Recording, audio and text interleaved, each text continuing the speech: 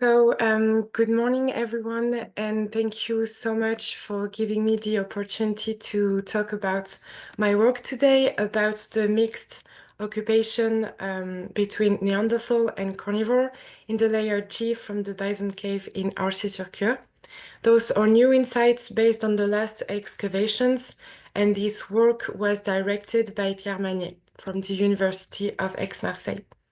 The caves of Arcy-sur-Cure are mainly known for the debate about whether the Châtel-Péronian culture belongs to Neanderthals or Sapiens, but the study of the Mousterian faunal remains is less developed, even though a lot of animal bones were found. Recently, Maurice Hardy's work on the Bison Cave has provided new data, which helps us understand how Neanderthals lived there and interacted with carnivores. Before this, there hadn't been a thorough study of the faunal remains or a taphonomical analysis. So the study I will present today generally contributes to the understanding of Neanderthals' occupation of the cave of Arcy-sur-Cure. And more specifically, I tried to answer several questions through the faunal remains of the layer G. So who was responsible for the accumulation of herbivorous remains and to which degree? Is it possible to distinguish the accumulators and consumers in this layer? To which point does the impact of the carnivores limit the observations of the Neanderthals' activities? And what can we learn about Neanderthal subsistence and the function of the site? The Bison Cave is located near Arcy-sur-Cure in the Bourgogne-Franche-Comté region. It's part of 13 caves and has a stratigraphy of 12 layers, 10 of which are archaeological. The site was occupied between 55,000 and 24,000 BP, so during the transition between Middle and Upper Paleolithic. The layer G is dated around 50,800 BP and belonged to the MYS3 period. The cave was discovered in 1958 by Pierre Poulain and partly excavated by André Leroy-Gourand, and later on it was mostly Maurice Hardy who recently excavated.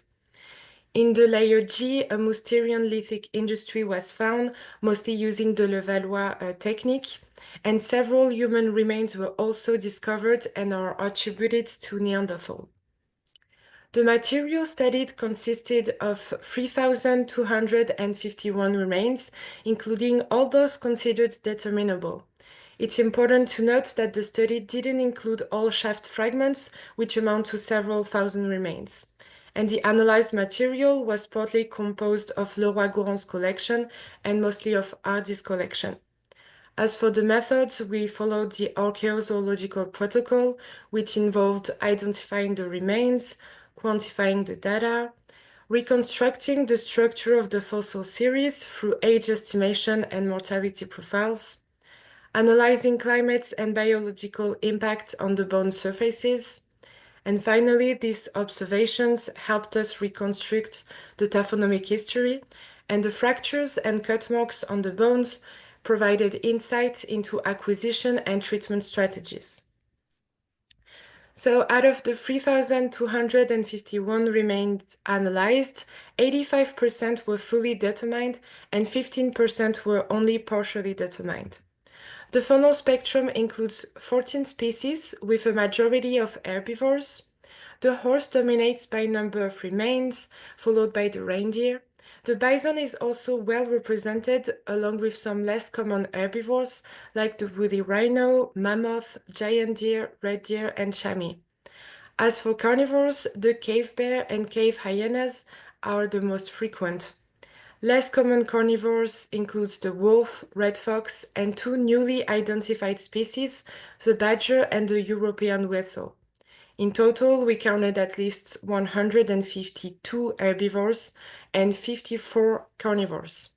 The presence of the horse and the reindeer suggests a rather cold environment, as confirmed by the woolly rhino, the mammoth, and the bison.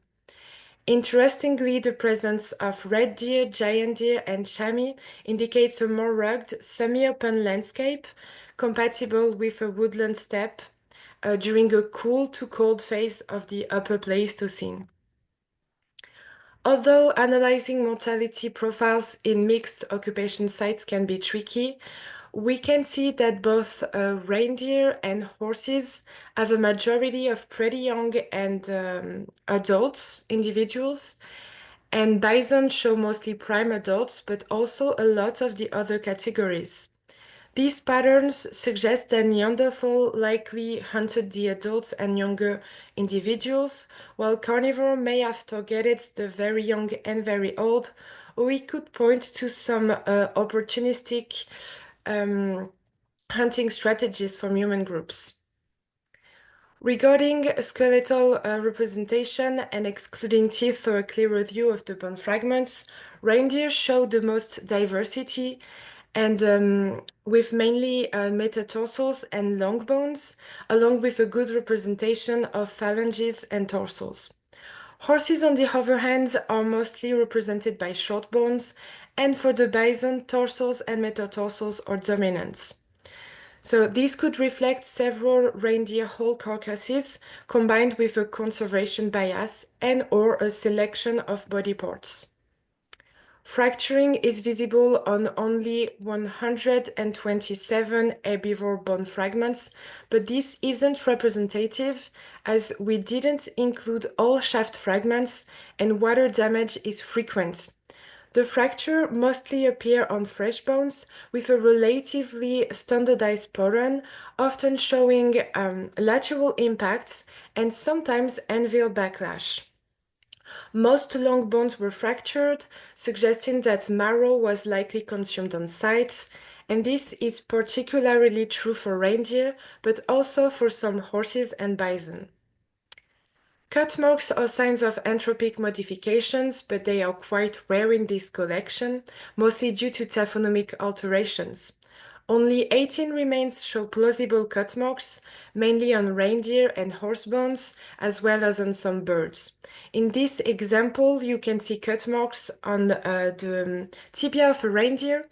The profile of the cut marks, the microstriation, and the asymmetry of the angle suggest the use of a retouched tool and an inclined position while holding the tool. And we believe that in this example, it might be a skinning action. Carnivorous alterations are present on all herbivore species except for the mammoth, and even on a few cave bear and hyenas.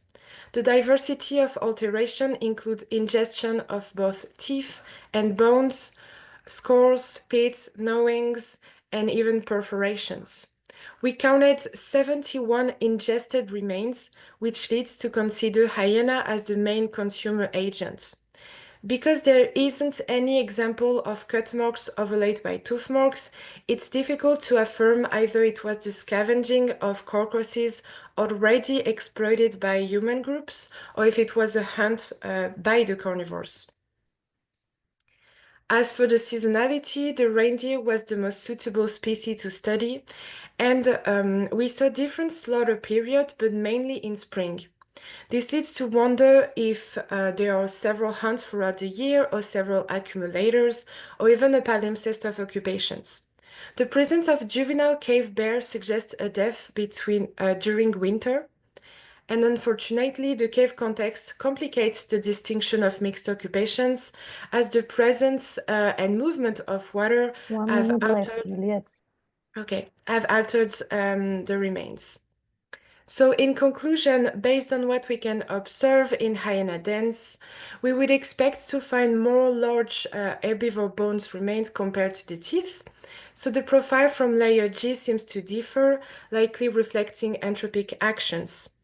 Fire is attested in the layer by 500 burned remains, and subsistence strategies point to a possible seasonal hunt in spring or several hunts throughout the year, although these conclusions are affected by the mixed occupation. It also seems that different occupations, both chronological and functional, might have been mixed in this layer. The diversity of human activities suggests a longer seasonal occupation rather than just a brief hunting stop. The relationship between human and carnivores appears to be avoidant, especially during winter when cave bear hibernates. And this is all for me. Thank you all for listening.